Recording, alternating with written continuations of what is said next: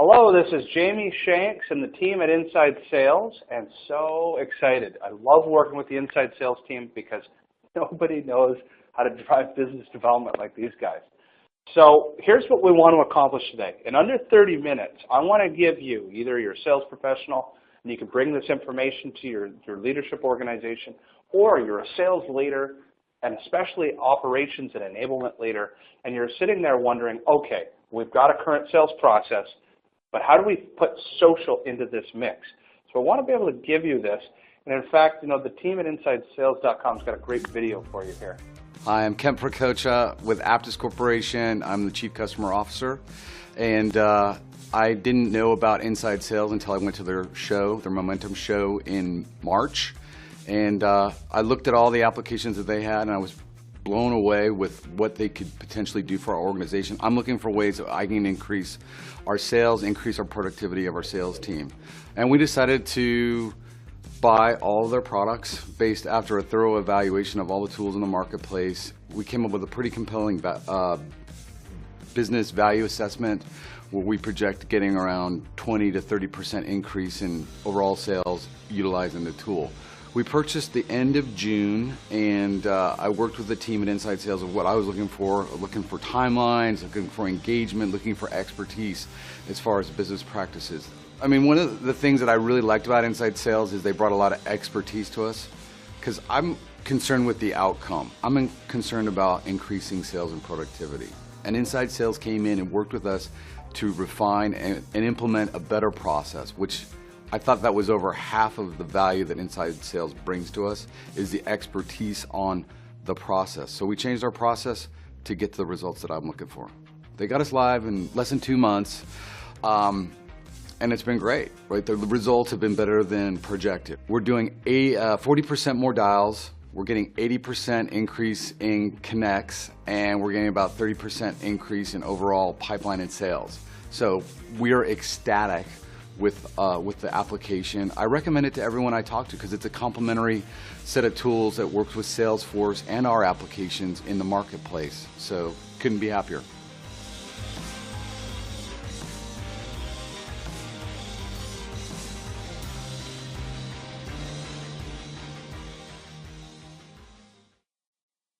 Okay, fantastic. So I'm sitting here with Gabe from InsideSales.com. And I want to make sure that everybody understands that today is going to be tactical. We're not going to be diving into tools, live in the tools, but we are going to help give you a roadmap to injecting social into your business. Now, here's the game plan for today. I want you to understand why we're here, why we need to change. And we need to think, if you're a salesperson, you need to think of the buyer's journey. And if you're a marketer, you already know what a buyer's journey is, but you need to articulate that within your business. The critical piece to all of this is sales and marketing, not even alignment. Alignment's not a strong enough word. It has to be integration. And then we're going to go beyond the random acts of social, which will include sales and marketing, how we're going to create behavioral change, and then ask questions. And we're going to do all of this in under 30 minutes so that we can make this as valuable as possible. Now, put on your effectiveness hat. Put on the way that we're going to make change in your business. And to be able to do this, first, I want to present a simple fact. Aberdeen Group found that basically 73% of salespeople that leverage social as part of their sales process outperform their sales peers. Now, Gabe is on the call. Gabe from InsideSales.com. Your team has been leveraging, since I ever met Ken in 2011, your team has been leveraging social. Are you absolutely finding this at InsideSales.com? Yeah, what we've done, Jamie, to make sure that this happens is we've found that not just the reps that do it, but we've actually specialized and have about 5 people that all they do is social selling. They're SDRs that are social sellers, and I'll tell you what, they often outperform those people who are doing phone, email, text, etc. So we've gone so far as actually create a team of just social sellers. That is unbelievable. And in fact, we've been seeing that kind of trend at IBM. ADP is about to create they call it beyond social selling. They actually call it digital selling because it doesn't mean they're just using a social platform. They could be leveraging insights or content to be shared via the telephone or email. And that's what I want to bring forward here. Look at your sales cadence. Look at the way that people sell today, and think of them as tools in the tool belt. You have email, you have phone, you have social, you have a variety of different communication mediums. But if you're concentrating on just one form of communication, here's what statistics will tell you. Corporate executive board will say that the average call to appointment rate is 2.5%. Now, Gabe, you guys come from, you are like the Jedis of call response, call touch, statistics. Anything that you could share here from your database? Well, you know, the thing that's sad, Jamie, is that it's true. Cold calling in this type of form is dead, but it's the combination, right? So speed to call is going to help you improve that 2.5%. Number of phone calls is going to improve that 2.5%. Mixing the methodologies and modalities that I think we'll talk about here in a minute is going to increase that 2.5%. So if you're going cold, you're going nowhere. If you start to think strategic about that, you're probably going to boost it. But again, the phone by itself, to your point, isn't the end-all, be-all. Fantastic. Now, one of the exercises that we have every customer of ours do is the sales and marketing leaders sit in a room with a pen and a piece of paper, and they draw what they think is the buyer's journey. And dollars to donuts, I have never seen a sales and marketing team that could draw the same roadmap. Now, we all know that the buyer's journey, isn't necessarily linear, but they all go through the same checks and balances. Whether you buy a car or you're buying software or you're buying manufacturing equipment, this is critical to understand that if we're going to start this process, your sales and marketing team have to be completely aligned to believing in a mindset that we have to think of the customer and how the customer buys, not how we sell.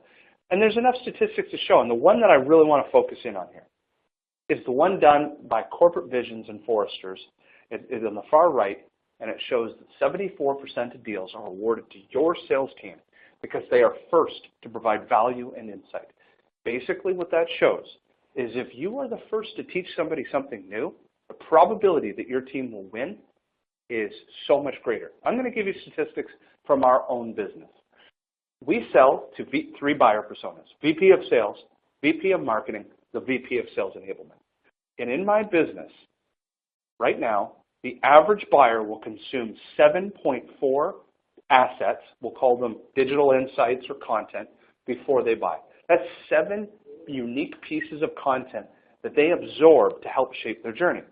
43% of all that content will be consumed before my SDRs pick up the phone for the very first time. 75% of that content will be consumed before my SEs, my sales executives, have their very first discovery call and demo. Why is that critical? Because you need to get there a lot faster than you thought you did. So let's start talking through that. Because whether you like it or not, Jamie, your buyers are real quick. educated. Yeah, Jamie, real quick question here from the audience is, those were some impressive numbers. I've got John here saying, how do you do it? How do you get that much content out there so that people can consume it before they hit your sales team? What's the secret? Okay, so and I'll try to give a lightning round speed to this. Number one is your creation process. Okay, first thing you need to do: grab your marketers, and you need to get them to think about only one thing. I do not give one toot about leads. All I care about is what percentage is marketing going to deliver as a percentage of sales quota attainment. Powerful, My business. Powerful. My business creates revenue 3 ways. Demand gen waterfall, inbound content marketing, 50%. 25% comes from referral, 25% comes from the channel. Okay, marketing is then responsible for 50% of direct sales quota attainment. Of that 50%, you work with the sales senior leaders to reverse engineer. How many opportunities does that mean? How many SQLs? How many MQLs? You start backtracking down to a production calendar. Now you're down to production of units and widgets. So you start thinking of your blogs, ebooks, infographics, podcasts, webinars like this are broken down to think of it like you building Ford Model T cars. You need to then figure out how many units do you produce a month right now, and how many leads does that produce? And where does that then marry into the required production level that the sales team needs? And you will have either a surplus or a gap. From there, all you do is you're constantly evaluating your production factory to ensure that everything you do, content is created because of a purpose, and you create it to marry and match sales quota attainment. And so that's the first part. The second is the tactical. How do I get it out there? Well, I'll give you prime examples. What we're doing today, is a prime example of how we grow our lead generation database. We put on a webinar with a third party, and that third party's database is also an acquiring database that we want to acquire. So by putting value into the market with partners, such as InsideSales.com, we have data in our database that they don't have. They have data in their database that we don't, or, where I'm going with this. And now we start creating new leads outside of what you're doing today. That's like the smallest little fundamental opportunity. But now you see this little line that says, if you don't educate the buyers, others will. That's what we're trying to do today. We're trying to get value into the market first, into databases we don't have, so we can shape that mind share. Gabe, did you have anything you wanted to add to that before we keep No, zipping man, along you here? nailed it. Nailed it. Move on. Perfect. Okay. So let's go back to 2011 when I started this business. I needed a way to take 1 to 2 customer success rates. That's all I had. I was, the business was 2 guys and a dog and about $5 in our wallet. We had to figure out, how do we grow this thing? The fastest way that I grew it as a sales professional is a concept called the sphere of influence. All the sphere of influence is, I went into LinkedIn and I roadmapped, if I had InsideSales.com as a customer, I wanted to figure out every person that used to work at InsideSales.com that is now a decision maker, champion, and influencer. I wanted to go into InsideSales.com, look at the people I knew, like Ken Krogh and Dave Elkington. Who did they know that they could introduce me to? This very simple concept is I would take the story of InsideSales.com and I would shop it to people that either used to work there, that now work somewhere else, and they have value, or they have the ability to buy at other companies, or I would leverage introductions with people that work there today that can introduce me. That's the sphere of influence. So to mechanize this, your inside sales team could be monitoring job change alerts of every one of your customers in real time. And your customer success team and your field sales team could be leveraging introductions based on all the people that you're dealing with at your customer levels to help you open up new doors. So that's one simple tactical way that I got this thing going. But Gabe, I think this is a perfect opportunity to talk about a multi-touch cadence. Nobody understands that more than you guys do, but that was something also massively important to growing our business and our customers' business. Yeah, Jamie. So I'd be interested to ask, we've had a couple questions come in here. Multi-touch cadence best practices. Let's maybe you and I see if we can't tackle this briefly. People are starting to get onto this and starting to warm up to the concept of you can't just do this or that. You've got to go multifaceted. Where have you ended up? What are some of the best practices you found around a multi-touch routine? Yeah. Ours is our service level agreement. So note that if you don't have what's called the service level agreement in your organization between sales and marketing, that's step one. It is a written contract between every employee to each other as to what their next step in the sales process is going to be. So inbound lead, as an example, comes from marketing to our SDR team. Our SDR team gets this marketing qualified lead, and they are first and foremost reviewing the digital content consumption story of the buyer. That means that they're in HubSpot looking at what the buyer has read and what they have not read. And for us, we do a 5-touch we're probably going to shorten it through statistics. We've kind of statistically looked like we might shorten it, but it used to be 5 touches in 30 days, 5 phone touches. But the rest of it is drip email or social nurturing within that touch. But we are touching them with Twitter, LinkedIn, phone, email, and voicemail at least 5 or more times. But every one of those messages is a different sequence, highlighting content and ideas that they have not consumed based on our knowledge of what they have consumed in HubSpot. So that's our process. Yours? I love it. So pretty similar, actually, and I think, Ken, yourself, we've talked through this a little bit. So when you talk about kind of a multi-touch, what we try to, at a high-level hit, and I'll go for inbound leads first, we try to do 10 phone calls, 3 emails, 3 voicemails, 3 social touches, and 1 text message, all in a 2-week time frame. Now, the time between those, we are a big believer, time between calls, mixing up, when you're touching these different people. So Jamie hit it on the head. If I get an inbound lead, I'm going to place a phone call immediately. I'm going to do that at 8 a.m. I'm an aggressive person, and so we actually have a tool that we have built that will allow me then to see that lead come back to me later in the day at 4 p.m. Mix up your calling times, and then we're going to drop a very scripted voicemail. Once you do that, if you don't get a hold of them, then you touch off with a social. Then you're going to interact kind of your email, your phone call, your social over that 2-week time frame to see if you can't kind of hit that 10, 3, 3, 3, 1. Wow, that's a lot. Wow. That's a lot, but I'm telling you, guys, if you want to wring your value out of your marketing leads and someone raises their hand and says, contact me, I'm telling you, it's worth it typically to go big or go home. That's what I always say, Jamie. I know that our demand gen specialist is listening to this call. Nick, can you write that down? Tell the SDR team. That is awesome. So I'm going to show you a tool that has been a secret weapon for myself. I'm trying to get more people to leverage it in this manner. And the secret weapon is not just Twitter. I mean, that's not a weapon. It's the video recording and direct video messaging that Twitter offers. Here's how I love to use it. I love to congratulate people. I love to add follow-up calls. I'll have a follow-up call with somebody.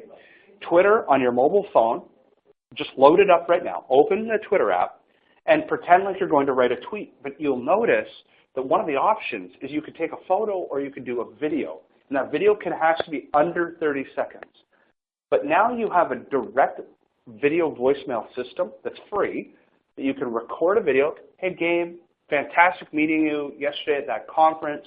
As for what you wanted to talk about, X, Y, and Z. But you direct Twitter message that person for 2 reasons. One, you could leverage it as a call to action to look out for something larger like an email or a voicemail that you've maybe left. Or, again, remember, Twitter comes beeping into people's mobile phones, buzzing their phone. It is a fantastic way to get their attention, and it's unique and different. And they get to know you as a person because it's video. I personally love it. Have you ever leveraged the video portion? Okay. I've gotten a little into the video portion, but I like the concept of being able to mix that a little bit, as you said. You find them, you add them, you let them know that you're there, and then the video portion, I think, is a great place to kind of take a step 2 approach. Fantastic. So we have to, as an organization, get beyond what we didn't coin this phrase, PeopleLinks did. They coined it random acts of social. We gave it a secondary name, selective social activity. And all that it means is walk your sales floor and recognize that, unfortunately, everybody's doing something different. The definition of synergy from Aristotle is the whole is greater than the sum of its parts. And your corporation cannot become a true digital selling organization unless everybody is doing the 3-step waltz together. It is not about Johnny, and so it's not about the Pareto curve of having 15 to 20% of your sales force generating 80% of the social activity. That's not scalable. What we want to be able to do is recognize that this statistic, 63.4% of social sellers report an increase in their company's sales revenue versus 41% of non-social sellers.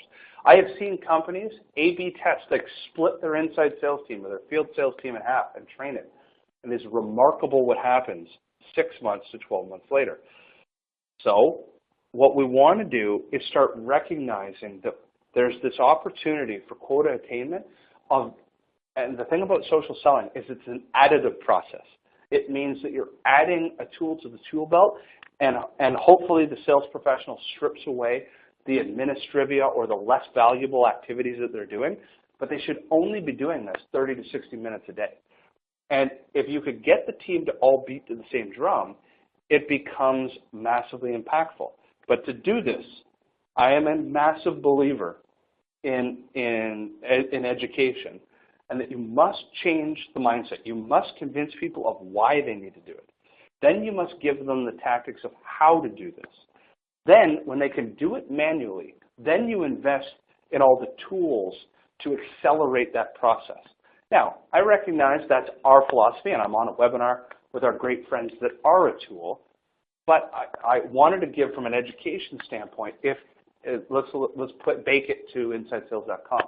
If you've convinced yourself the mindset that the phone is powerful, that's the mindset, and it's a skill set, your reps are willing to make 50 calls a day, as an example. Well, can you imagine, since you understand the value proposition, that if you were to throw an accelerant in there, that you could do 200 dials a day, thus 4xing your pipeline? That's what InsideSales.com does, and that's how we believe that any social platform or social selling should be addressed. Gabe, any thoughts on that before we zip to the next slide? No, I think you nailed it. Fantastic. So within an organization, what I'd like as an ask, and this screenshot is small, I recognize that, everybody. I would need you to benchmark where you are as an organization. There are 5 levels to digital transformation. Level 1, walk your sales floor. Everybody's doing something different. There is no defined process. Level 2, as you'll have heard inklings in your business where the team has started to convert people to premium LinkedIn and or LinkedIn Sales Navigator. You started to unify the tool sets that you're leveraging. You have not integrated enablement. You have not integrated this into your CRM or marketing automation. And most importantly, marketing has not been a huge factor in this. You're at level 2. Level 3 is where you get to creating a social selling mastery system in your business. Sales and marketing are beating towards the same drum, finding ways to mechanize social at scale within the business so everybody does the same sort of activities. And they record it in your marketing automation and CRM platform to be able to generate and understand the leads, the pipeline, the conversions, the revenue to all of this. Eventually, you start migrating upwards towards digital selling, which means that sales is actually part of insights creation. They have better organizations systems for content. They are distributing campaigns at scale, and then eventually you have full integration. And this is the aha moment for companies, where we've seen inside sales teams actually have marketers that work with them, sit with them. So if you're an inside sales team or you're a business unit team that's focused on geography, you actually have a digital content marketing person or persons that work within your own business unit, and you create, organize, distribute together. Yeah, Jamie, that's interesting because we've got a question from Catherine here about where do you typically see most social sellings come from? Is it on the marketing side? Is it more on the sales side? And it sounds like you were just mentioning sometimes it's a partnership between both of them. So you mean in purchasing social selling education, or you mean in who leads it? What do you mean by? Who actually leads the social selling activity?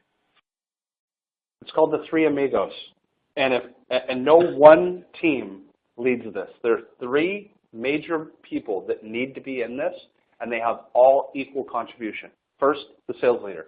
Sales leader drives accountability for the sales professionals, and they can scale social selling part of their one-on-ones. They could drive accountability. The second is marketing. Marketing fuels the engine. Marketing actually builds all the framework and all of the digital insights and assets that need to be able to share socially. And then finally is enablement and operations. How do we measure it? What are the people, process, technologies that we need? And great enablers are actually the language connection between sales and marketing. They're the ones that are the glue. So all 3 are critical in an organization. Fantastic, fantastic. Okay. So moving forward, Oh, well, I guess I forgot I had that. So basically just answered that.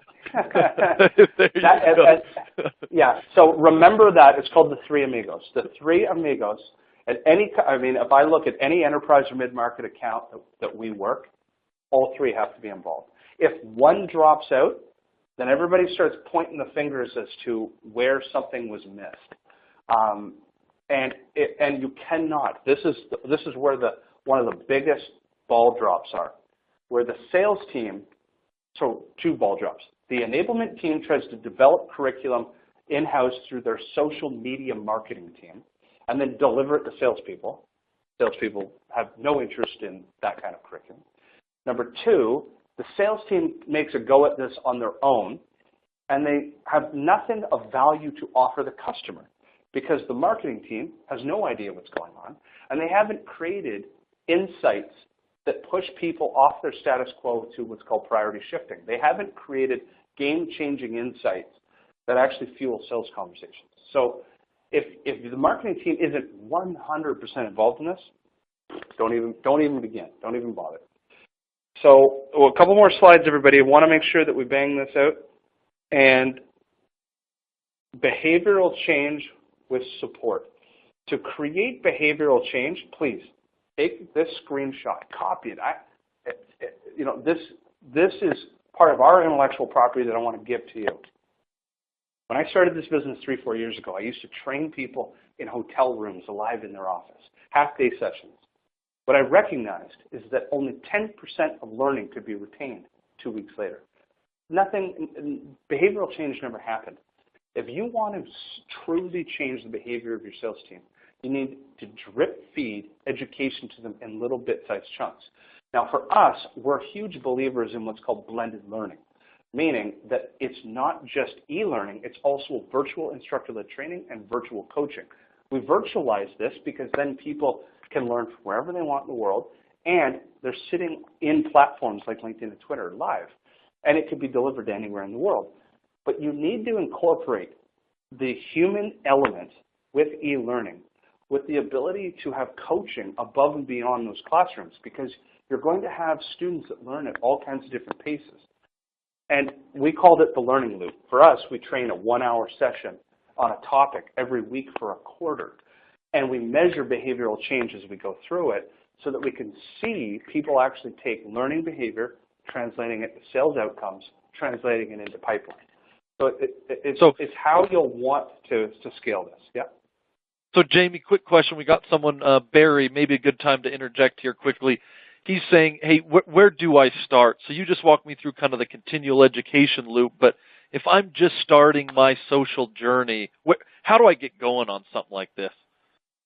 Yeah, and actually, and I'm able to slap back a couple slides, right? And that doesn't change anything here, but this is where you have to start. And unfortunately, it doesn't seem sexy, but you cannot start unless you are willing to change the mindset of leaders and sales professionals and marketers in the organization.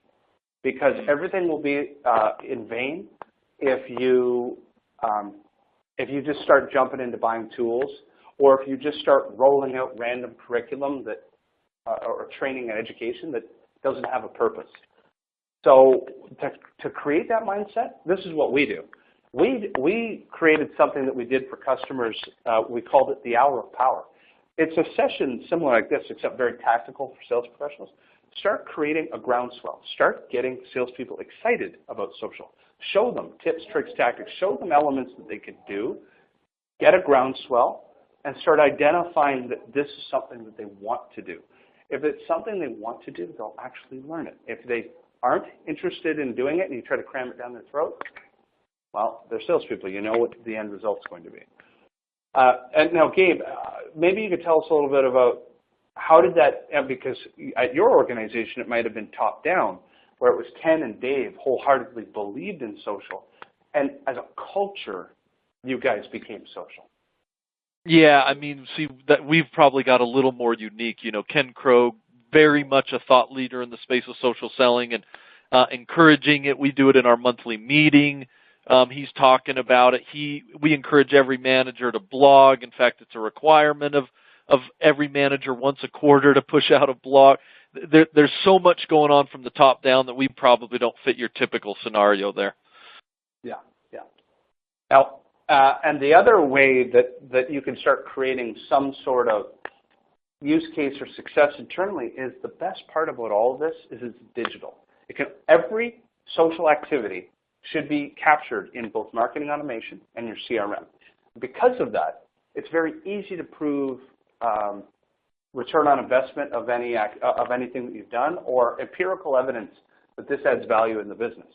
So one of the places you could start if you have the capability of working with enablement and operations is start looking at your CRM and saying to yourself, okay, well, we measure phone, we measure emails, how can we measure social? It's all available to you. And now all of a sudden, we can actually present a use case internally that it turns out that our sales team is self-generating, some of the random acts of social. It turns out that some of our sales professionals are self-generating already. Now we can capture it, and we can say to ourselves, imagine we mechanize this at scale. What could it do for the business? And as a benchmark, this is where you should be getting to. Within 6 months, for every dollar you put in to social selling, people, process, technology, you should be getting $5 out in the first 6 months and about $10 to $20 for every dollar you put in within 1 year. And that between the tools, the education you put in, because all of a sudden you're turning on the taps and pouring an accelerant of scaling leads and communication and nurturing in a way you never did before. Being a social organization is not very expensive, as you can imagine. It's just about putting in the time and the investment to doing it. And that's it, everybody. So I want to field some remaining questions. I promise to be done near the top of the half hour. Well, Jamie, it was fascinating, and there's probably just 2 or 3, and we'll try to make them tight. But a couple of these, I assume you probably knew were coming, but we got it hit a few times on the Q&A screen, so I've got to throw it out there, and that is, okay, we kind of get the process and the structure, but we always like to hear about the fancy tools. Can you give us your top 3 tools that you recommend for social sellers out there? Yeah, so I'll actually just leverage the tools that we use ourselves. So number 1 is not just a marketing automation platform, but you need, and every different platform has different names for it. So it could be Profiler, it could be whatever the tool, whatever marketing automation has to show your sales team the digital consumption story of the buyer. So we use HubSpot. And HubSpot has a tool called Sidekick. I can tag every account and contact I'm working right now, and anytime that person is on our website, looking at an ebook, downloading it a paper, anything, I'm getting instantaneous alerts. Social selling, to Gabe's point, is also about the timeliness in which you're starting conversations. So that's number 1. Number 2, if you're an account-based seller that has named accounts and contacts, for us, LinkedIn Sales Navigator has been incredible because our job is to marry our CRM data, the named accounts that you've been giving me, and mapping that to social relationships. So that means the contacts and accounts that I'm dealing with, I need to be able to see in real time, job change alerts, news, activity, and so forth. I'm trying to think of a third. For us then, the third at a kind of corporate level has been employee advocacy. So our ability for our sales team to be able to take content from anywhere and be able to, content from us and be able to distribute it at scale, we use everyone's social. It allows us to then gamify and measure the engagement and then directly correlate it to leads. Every time we share content, I know who is creating the leads, who is sharing content. Love it. Love it.